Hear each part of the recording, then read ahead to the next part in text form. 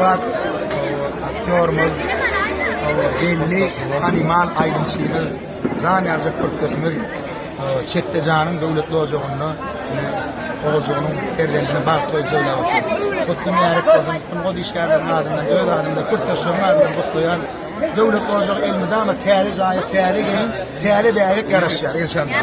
Canı da olun, parahat yürümedi, o odan yaşar. İnsan canı da olun. Aşındık olun, tarkan yara ağlayı olun.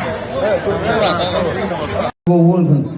Evin odan adam var iken ne mi vardı? Emin kapbaş deyip görmem o.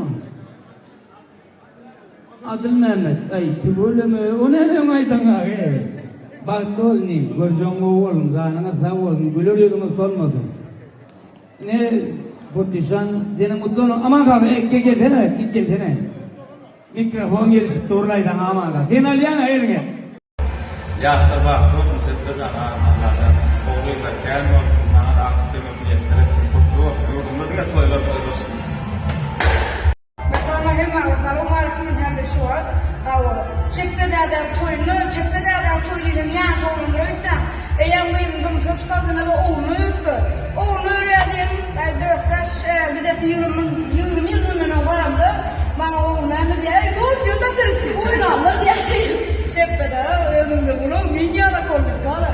Ana bak olsun ya sezarlar. Yedin adamlar, mehriban mihbanlar, bugün meşhur aman mulüflü boğazığında acayip coşunu toyda bana, aydımlara, ifadelara ve senim devam etti. Toyu katlaşan ehli mihbanlara, doğanlarına şammada, doğasıyarlamada minnettarlamada biliriyer. Günlük günün gizi ayın aslında, boğuşamasın sallam saklam kargını, bir gün bile şu deminin üstünde, toyda geçsin ömrü beden her günü. Yetirde her kime toydunu yetirsin, toylar sebep korsun teyade toyları, ay kayınlara, günüş yigit yarım olup, günüş yigitlere,